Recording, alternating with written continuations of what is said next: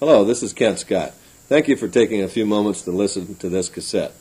In addition to my short opening remarks, this tape also contains a recording of a recent St. Louis radio broadcast that deals specifically with the threat of TWA's liquidation. There was also a letter enclosed with the mailing of this cassette to which I'd like to call your attention. Before discussing these items, however, I'd like first to express my pleasure at being elected to serve a 2-year term as Master Chairman. This vote indicated to me that the MEC and a large majority of you, the pilot membership, continue to support ALPA's firm stance against Icahn's concessions or liquidation ultimatum. To those of you who might not support our resistance to Icahn's demand or my election, I can only say that I hope your ultimate goals are realized as well. I say that because I know, despite our differences concerning how to achieve them, we share the exact same objectives: to return TWA to viability and obtain a secure future for TWA and its employees. I respect our differences, knowing that the beauty of ALPA's democratic process lies in its willful accommodation of dissent. Only by entertaining all arguments and perspectives can a democracy such as ours guarantee that the will of an educated majority will prevail. For those of you who support our position, I am grateful for your encouragement and efforts. We've come a long way in this campaign, primarily because of your willingness to actively participate. Thanks to the abundance of mail you sent to Missouri Senator John Danforth, ranking Republican on the Senate's Aviation Subcommittee, he was convinced by our arguments and therefore urged Secretary of Transportation Samuel Skinner to disapprove TWA's request to sell its Chicago to London route to American Airlines. However, it has become clear that the battle to stop Icahn's dismantling of the airline requires not only intensity but also endurance. Our legislative advisors tell us that we're approaching the middle of this endeavor. That's why I'm asking you to stay with us. Like long-distance runners, we've got to find our stride, pace ourselves, and give an extended effort that may require a strong kick toward the end. The enclosed letter lists your specific national legislative contacts. Please invest a few minutes of your time to write them about the Chicago to London route and TWA's overall predicament. Additional letters to Senator Danforth will help also. Remember, the Department of Transportation's ruling on the Chicago to London route is pending. The comment period on this issue closes April 11, 1990. To obtain a rejection of the route transfer, which will require your persuasive efforts, would be a great accomplishment for us. If we can throw enough barricades in Icahn's path toward liquidating TWA, he'll be forced to go in another direction. The radio program that's about to follow was broadcast February 26th. I was the guest during KMOX AM's Newsmakers Hour in St. Louis. A show aired during the 9 a.m. rush hour. Although this program reaches a broad audience in the St. Louis area, I consciously tried to direct my responses to you, the line pilots. I believe there was some good information presented in this broadcast, some of which you may find helpful in drafting your letter to legislators and other politicians. Once again, thanks for your continued efforts and support, and enjoy the broadcast.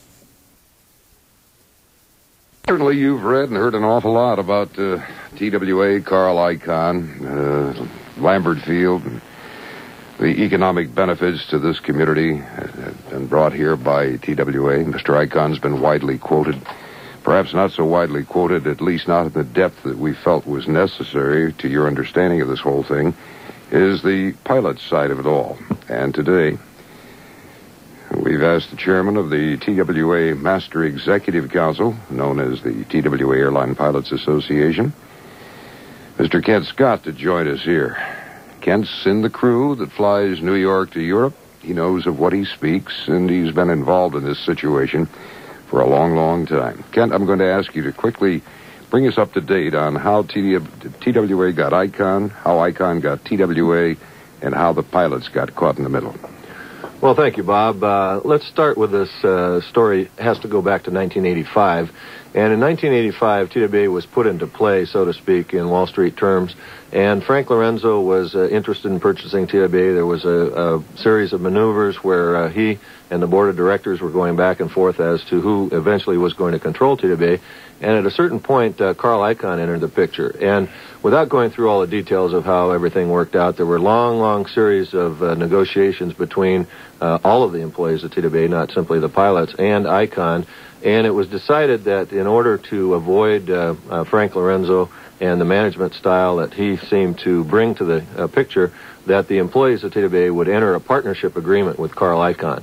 And I can't really speak for the other unions, and I won't try to do that, but the pilots alone decided that it was in their best interest to do that because we never wanted to work for a second-class airline. And for putting aside the issue of wages and working conditions, it's simply our view that we were first-class people, first-class pilots, and we wanted to work for a first-class airline. And we didn't think that Frank Lorenzo could bring that to us, and so we were trying to avoid that. So Carl Icahn portrayed himself as someone who would enter a partnership with us and deliver the things that we wanted in return for the heavy concessions that he got us to give. He promised to grow the airline, make it profitable, and to enhance our job security and keep a lot of money in the airline as a protection against him changing his mind on that. So we entered this agreement with him. It was a very concessionary contract that we entered, a lot of money that we gave up out of our pockets, very drastic changes in our work rules, and but we swallowed hard and we decided that that was the best thing that we could do at the time to position TWA for a future. And so we made our deal, and we decided that we were going to live with it. All right, now what has brought us from that seemingly good deal for the strength of an airline to this point? Well, we've had a history now of almost 5 years with Icahn, and we have found that we gave up money and working conditions, and we got a lot of promises in return, but we haven't had those promises delivered, despite what Mr. Icahn has to say about always keeping his word. He has not. There are three major things that I could point to and a host of minor things, but the three major things are that, number one, we were promised that we would get a share of the company through what's called an ESOP, or stock option plan. We were to receive 7% of the company. That promise has never been kept. Icahn says that he has, but we've had several hundred pilots retire between 1988 in October and today. Each one of them, when they ask for their share of stock from the company, is told that there's some minor technicalities, some irregularities. Not one pilot has received his share of stock from that ESOP that was supposed to have been formed in October of 1988. That's a very severe broken promise. We also have a retirement plan that has a feature in it where we negotiated with Icahn that instead of receiving monthly payments, a pilot could receive the value of his account in one lump sum. That's never been delivered on. And we also had an agreement to provide profit sharing, and we've received 9 cents on the dollar on that profit sharing, and we won't ever receive anything more. And furthermore, Icahn has demanded that I give up the $93 million that we have left coming for us to go forward. Now, an additional $80 million in concessions, what more does he want? Well, once again, it's not as simple as he likes to make it. First of all, the $80 million is a number that's an annual number, you have to understand. So he's asking for 5 years of that, so that's a $400 million item. He wants us to turn in our $93 million profit-sharing note that we still have, so that's $493 million. He doesn't want to continue funding our retirement plan, so he wants to stop funding the retirement plan, which of course has some very serious implications to the pilots. He wants to reduce or eliminate our vacations, and he wants to change completely and radically the way that we're paid for being trained. Now, maybe he's saying, I was forced into this position because of the economic woes by the airline, and I'm just doing what I have to do to survive. It's not that I really want to do this.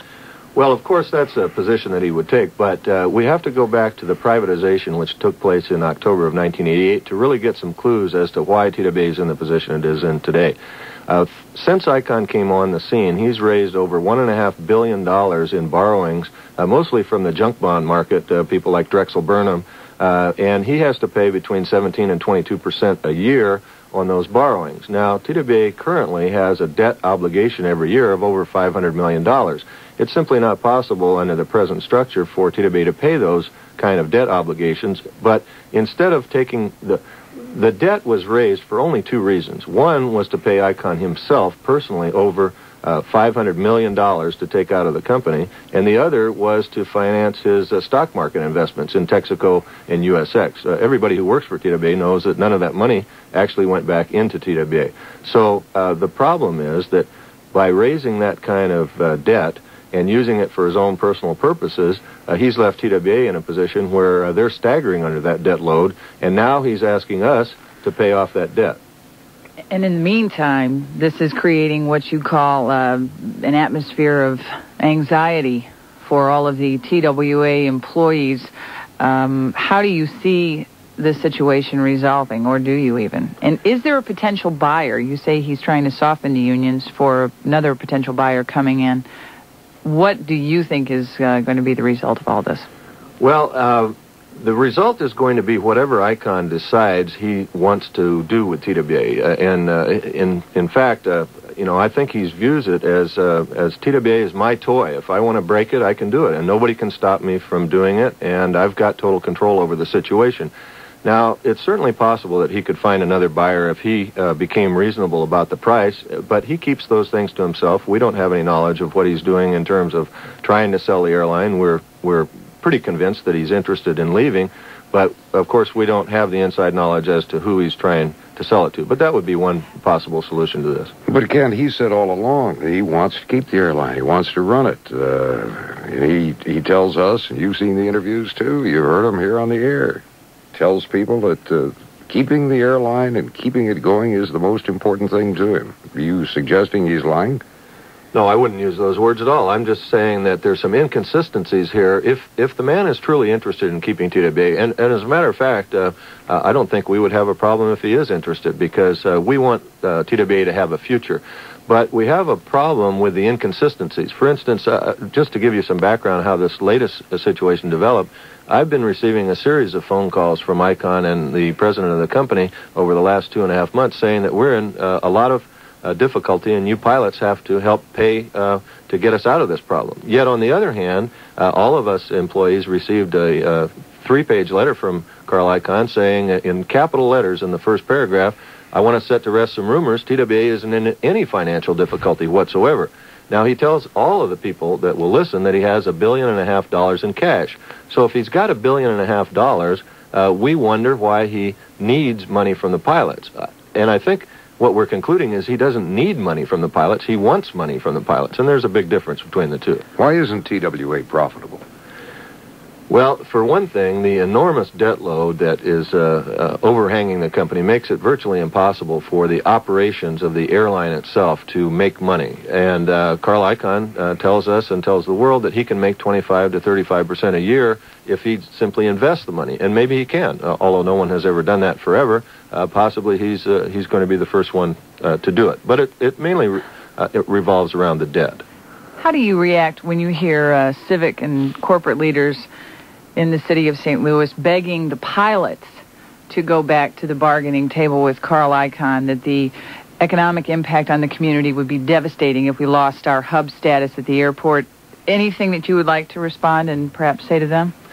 Well, I think it's natural for people who feel that they have something at stake to try to look for an easy solution. And of course, Carl Icahn and the members of the community may be thinking that the easiest solution, since we've got the pilots under the microscope and we have the Bunsen burners turned up, is if they'll simply crack and cave in, that everybody can relax, and that's the solution. But you know, we have to look at it from a very position of responsibility. Even though I want a future for TWA, it's simply not responsible for me on behalf of 3,600 pilots to say that, okay, we'll give in and we'll provide the solution. There are other solutions that make more sense in our view, because we've already given $500 million and enormous cuts in our working condition to help provide the solution. We think it might be somebody else's turn to try to solve the problem. But the ball's not in your court. No, we don't feel feel the ball's not in your court. And what happens if you stay adamant about this and Icahn just says, well, heck with it. I'll just sell the airline piece by piece, take my money and run. Now you've got nothing.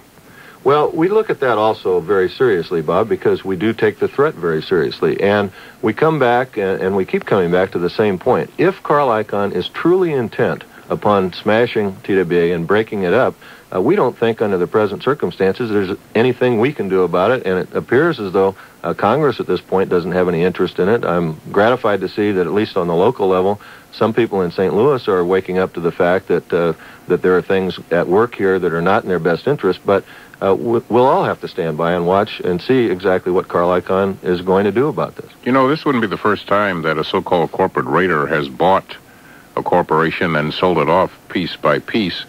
Do you suggest that this was his plan all along, or was this just circumstance? Well, it's hard to know because Icahn keeps everything to himself, but I certainly have had the indication that Icahn was going to make as much money as he could out of buying and then selling TWA. Now, he probably would have preferred to sell it as one piece to another airline, but that hasn't happened so far. So he's indicated very clearly that he'll make the most money whichever way he can. If that means breaking up and selling all the pieces, he's indicated he's quite willing to do that. Who is Carl Icahn as a businessman? Anything historically in the past that maybe could have foreseen this? Well, it's awfully hard to go back now and go back over the history and try to find out what we could have seen then. But Carl Icahn does not have a history of managing companies. He likes to say he hasn't sold any, and that may be true, but he certainly hasn't had any hands-on managerial experience. So this has been kind of an experiment with TWA, and we don't see that there's been a lot of success to the experiment. There's been some financial rewards, but those rewards have gone to one person. I don't think anybody can point to TWA as a company that has been managed successfully by Carl Icahn, and that's our concern. What's the worst-case scenario? Let's say Icahn continues to sell the airline piece by piece. Eventually, the hub status here disappears. Eventually, you're out of a job. What's the impact? Well, of course, if you carried it to that extreme, we all would be very concerned, and we would all end up losers. I'm not so sure it's as easy as that, although we're certainly not relying on the difficulty of a liquidation to get our way out of this. But you have to look at the international routes particularly and say that it's very unlikely, in our view, that those routes will just be sold off one by one. It seems that they would have some value as a package, and it also seems as though some other airline would have some interest in that, and that is not as bad for us as some of the other scenarios. But it's very hard to tell where this is going to go. You say you're partners. What percentage do you have in the partnership as opposed to Icahn's? Our share of the company was supposed to be 7%, and even in the way that was structured, we ended up on the short end of the stick. There's a series of merger preferred stock that was created by Icahn, which is part of the value of the company, but we don't share in that. So over a series of maneuvers, we have actually been cut out of the 7% that we were supposed to have, and as I pointed out, not one pilot has been able to receive his rightful share of that stock in the last year and a half, despite Icahn's claims that it is a valid ESOP that we have. You said Congress hasn't shown any indication to get involved. Is that what you think needs to be done now? Well, I think at some point the American public has to decide whether or not large airlines are simply available for people to buy and use for their own purposes, or whether we should have some sort of comprehensive national strategy about how the airline business works. And I know the controversy over regulation and deregulation exists, but I think the consumer has to understand at some point he's not getting what he thought he was getting out of this deregulation experiment. What is he not getting that he thought he was getting?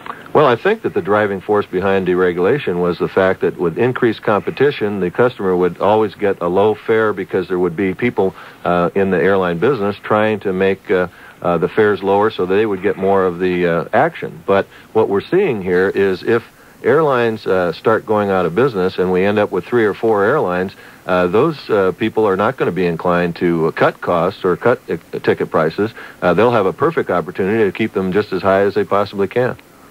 Ken Scott, Master Chairman of the TWA Master Executive Council, TWA Airline Pilots Association, and he's giving you that side of the story. You got a question or a comment for him? Come on in, 436-7900. 1-800-347-1120. We'll go to your calls in a minute or two. Kent Scott with us, he of the TWA Pilots. Hello, you're on the air. What's your question, please? Hello, am I on the air? Yes, sir. I'd like to ask Mr. Scott why the pilots will not be allowed to vote on the issue of Icahn's latest proposal when a majority of the pilots are willing to accept his latest proposal. And I'd like to know how the pilots are being represented by the union if they're not allowed to express and have what they want. All right, sir. Thank you. Sure, I'd be happy to answer that. You know, we have a kind of an interesting situation here. We're very concerned about the pilots and their input to the local representatives and from the local representatives to the MEC level. And so what we do whenever we're preparing to enter a contract discussion, we make sure that we understand what the pilots want. We take questionnaires. We make very sure that we get their input. What we have here is a completely different situation, however. We've shaken hands on a deal, and we've made a contract that goes till 1992. Now, no responsible labor organization is going to go out and say, are you pilots or are you employees interested in breaking that contract and doing something else? I mean, that's just the opposite of the representational role. So we wouldn't be doing anybody any favors by saying how quickly and by how much would you like to break the contract that we signed on your behalf the last time we did it. Yeah, but that doesn't answer the question of the number of pilots who want you to do exactly that. Now, how many? Is that a majority, a minority? Regardless, shouldn't they have a voice in all of this? Well, they do have a voice in all of this. We have a structure that's very well organized, and it starts at the local level. All individual pilots are encouraged to contact their local representatives on every issue of importance, and certainly this is an important issue. The feedback we've been getting from our local representatives indicate that the pilots in the main are very happy with this position that we're taking, and we certainly have the structure to accommodate dissent if there's someone who is unhappy, and enough of those someones, they can make their voices felt through the local council structure. Well, Mr. Icahn was getting private phone calls from your pilots saying that they wanted to go along with his deal, but you wouldn't let him. Well, I understand that is the case, and he did get some phone calls, evidently, although there's certainly no way to track how many he was getting and what the flavor. We're just getting his input as to what those were. I can tell you that I've been getting a large number of phone calls at the office, and I keep a very strict log of what the people's point of view are, and they're very, very supportive. And the percentages I get are overwhelmingly in favor of staying the course that we have.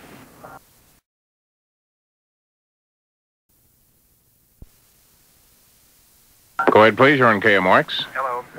I have several quick comments. First, I'm sorry to hear that the profit sharing and stock options fell through. It seems to me like this would be a major way to go on any company. I'd also like to know how Lufthansa and JAL profitability and pay scales compare to TWA, and if there's any possibility of JAL buying out TWA. Then I feel like Fed Chairman Volcker's sudden jump of 15 to 20% interest rates may have gotten us into the junk bond mess that we have nationwide. I have a feeling the economy is like a car. If you give it big jerks like that, the transmission's going to fail. All right, sir. Thank you. Okay, in terms of Lufthansa and JAL's profitability, I don't have the exact numbers. I know that they are very profitable enterprises, particularly JAL. It's a little bit different situation than ours, though, because they're state-run and state-supported, and that always makes those numbers difficult to track and compare. I can also tell you that the pay scales, particularly in the Orient right now, are extremely high for United States pilots. In fact, Icahn is taking advantage of that in this very time frame we're operating now, because he is subcontracting our crews out to a couple of Japanese carriers at very hefty premiums. Wait a minute. What? Yeah, we have an interchange agreement with an airline called Nippon Cargo, where TWA flight crews are actually flying the airplanes that are owned by Nippon Cargo, which is a division of All Nippon Airlines, which operates out of Japan. So then you do have an option. It's simply a question of whether you want to leave the U.S. to pursue it then, right? Well, actually, that's a very premium option that is being pursued by a number of people who are flying with TWA right now on the seniority list, but there are other jobs that are available for those pilots who are not on TWA's seniority list, who do have the background and the experience that many of our pilots do have. I saw 6 sets of eyebrows go up when the gentleman said maybe JAL would like to buy TWA. Is there a possibility of that? Well, it's not as far-fetched as it might sound. I don't know if JAL itself is the candidate, but I can assure you that there's an enormous interest among the Asian carriers, particularly, to enter the United States market, and entering it via a purchase of all or part of, well, it couldn't be all of TWA because of the restrictions at the current time, but getting a toehold in the U.S. market by getting part of TWA would certainly be an attractive option. Go ahead, please. You're on KMOX. Hello. Hello. I have a couple of questions. One, why don't the pilots buy TWA themselves? And if the pilots are not remunerated as promised, why not? Are the lawyers represented by Mr. Scott not qualified? Thank you. I guess he's saying, why don't you sue him? Okay, 2 points. I guess I'll deal with the first one first. Why don't the pilots buy TWA? That idea has been looked at primarily from Mr. Icahn's side. He suggested that if we took $100 million out of our retirement fund, he might be willing to work a deal with us. We've universally and consistently rejected that idea, because those retirement monies are for our retirement, not for investment in the airline or anything else. Secondly, The idea of, excuse me, our lawyers, I have to tell you that we keep a large staff of lawyers in New York City very, very busy litigating against Mr. Icahn in all kinds of situations. One of the problems is that his lawyers designed the first contract in 1985, and we continue to have problems with the loopholes and the inconsistencies that were presented in that situation, and now we're having to deal with the fallout of that. But a contract's a contract, and Bill raises an interesting question. If the other side's not living up to the contract, you sit here and sound as though you're powerless to act.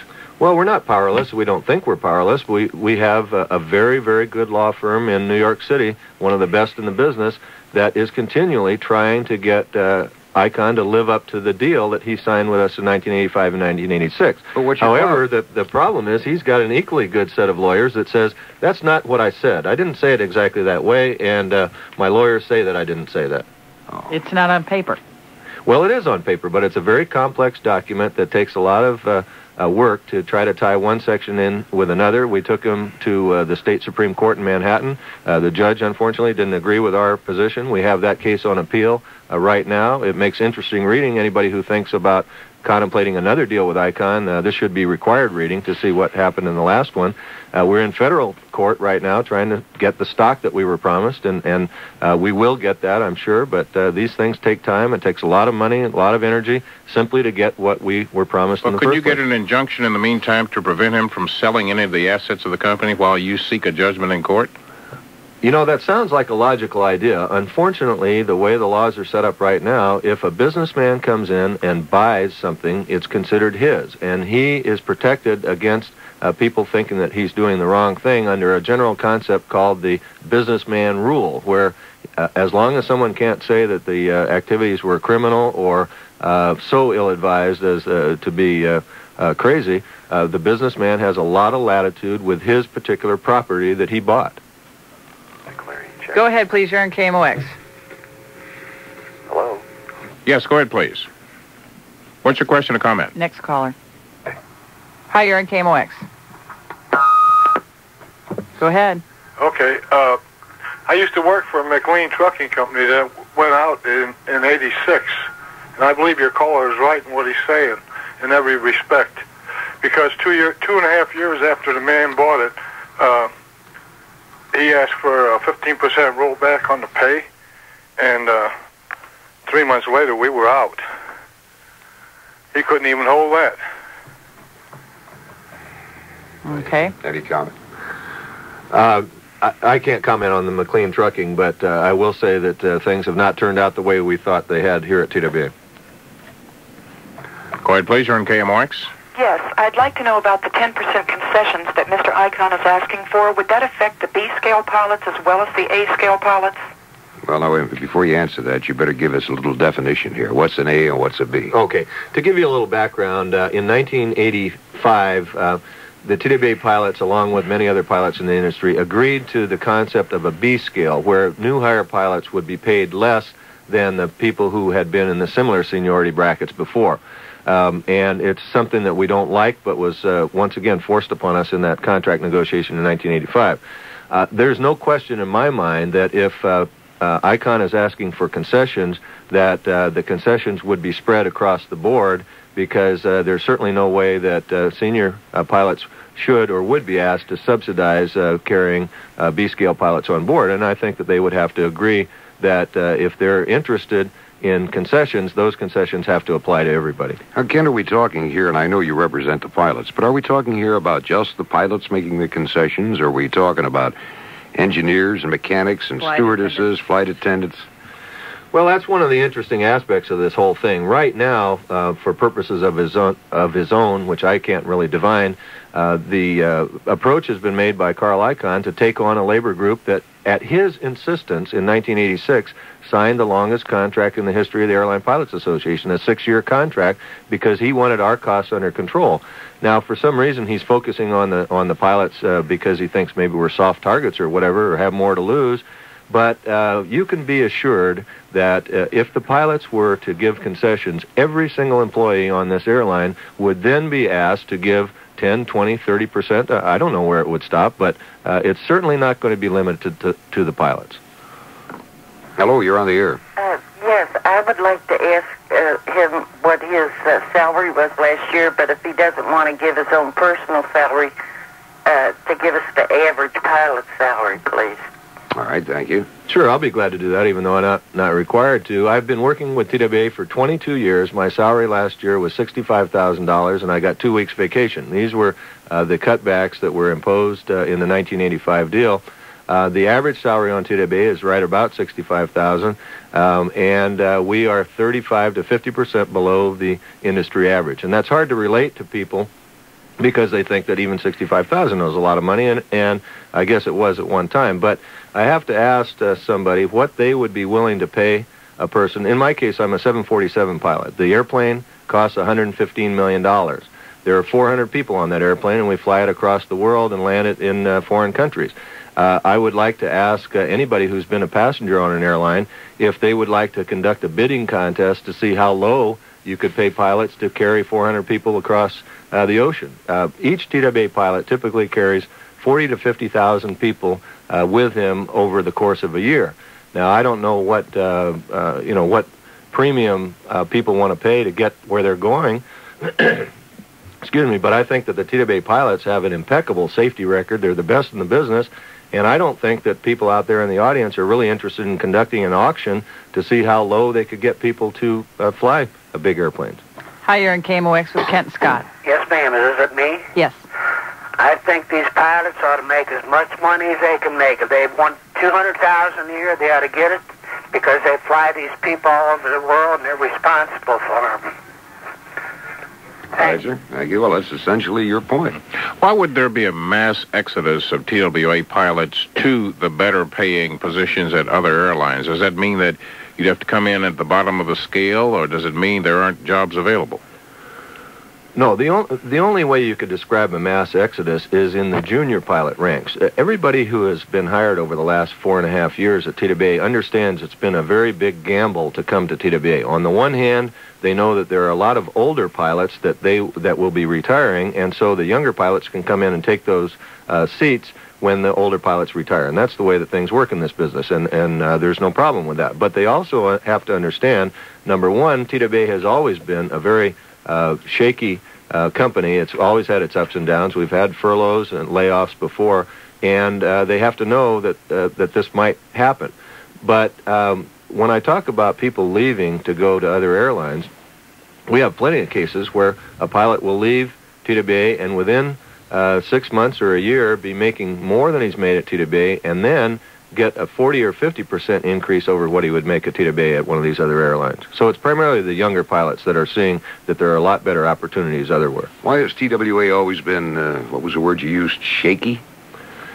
Well, TWA, unfortunately, has always suffered from mismanagement to some degree or another. Even back as in the early 60s, we never enjoyed the opportunity to work for a management that had a long-range outlook for the airline business. They tried to go off into hotels and food companies and never really kept their focus on the airline, and as a result, we've suffered continually from the problems of management that doesn't understand the airline business and isn't really committed to it. Your question or comment, please. Yes, good morning. I have a question for Mr. Scott. With regards to Mr. Icahn and Mr. Lorenzo at Texas Air International, how in the world are these people allowed to sell international routes and gate space, two items that they've never purchased in the first place? The international routes are awarded, and the gates are leased from the various airport commissions, but yet this is part of their ploy of attracting new money to their own coffers. I'd like to have an answer, please. Thank you.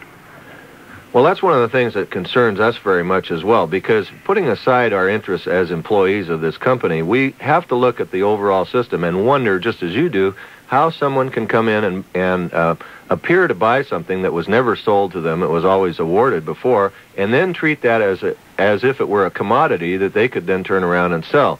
It doesn't make much sense to me, even as an employee of the airline industry, to allow this sort of thing to happen, because I think what ends up happening then, or could end up happening, is that people would just buy and sell based on what they could get for it in terms of money, rather than having some sort of a comprehensive policy as to how the traveling public of the United States is going to be able to get where they're trying to get to. But weren't the assets of routes and gates brought about by deregulation, Kent?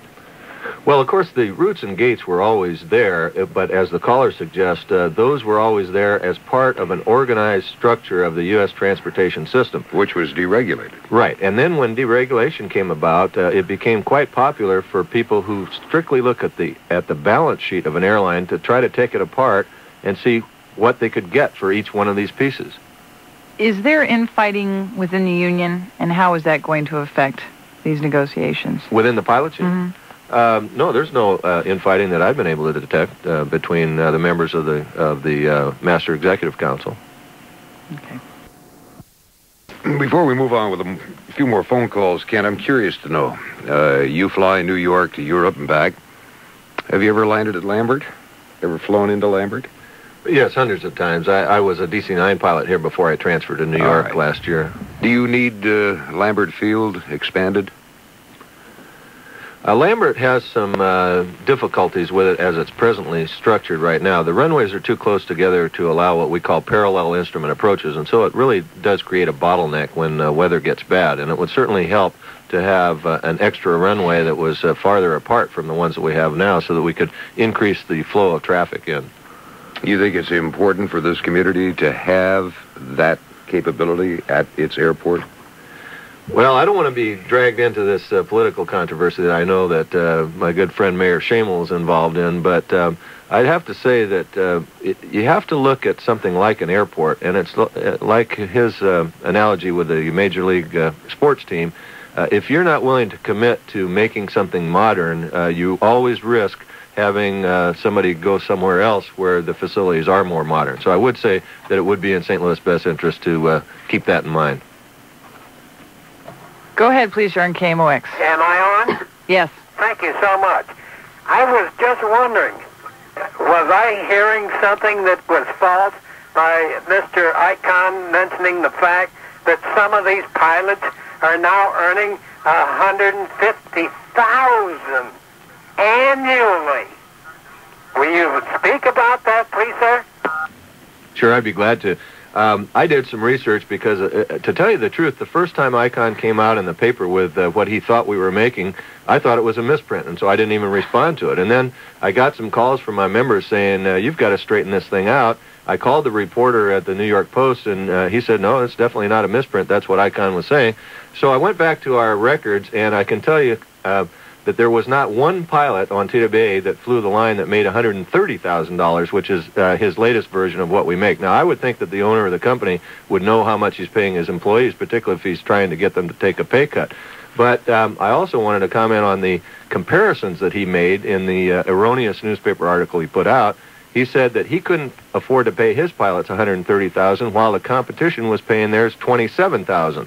And he's talking about senior captains at TWA that fly 747s that have been around 30 years against people who are new hires for Frank Lorenzo, who are flying as second officers. So it's an absurd comparison to begin with.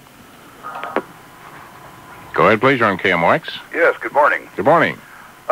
It would appear that Mr. Icahn has given his word here in print as to the growth of TWA and the purchase of new airplanes, and it seems like the man takes a lot of pride in keeping his word. Now, Mr. Scott, by a lot of innuendo, you have implied that he's virtually violated the spirit and the specifics of every contract you've had, and I'd like to hear an inventory of all these alleged contractual violations that would cause you to espouse this level of distrust.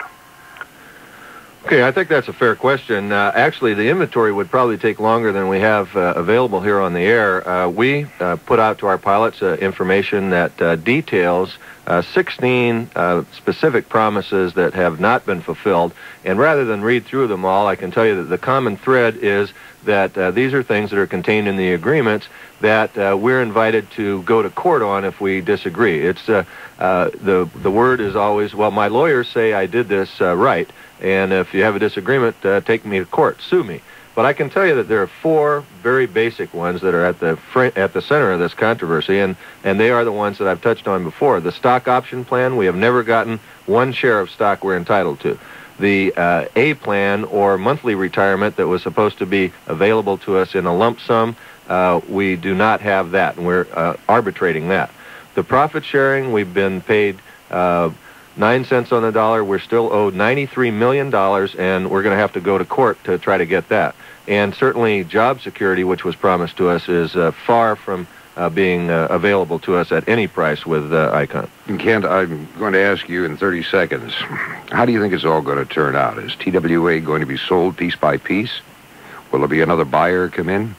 Will the pilots go out on strike and force something to happen? How do you see it all finally playing out? Okay, first of all, I want to definitely rule out the pilots going out on strike. I've heard this for the first time in the last couple of days, and it's a very, very erroneous reading of the situation. We are doing exactly the opposite. We want to keep our jobs. We've said that we're going to work under the contract we have. So the strike is just not part of the situation at all. It's not even available to us. But secondly, in terms of how it's going to work out, we really don't have control over that. There's a lot of ways it could work out. Ken, thank you very much.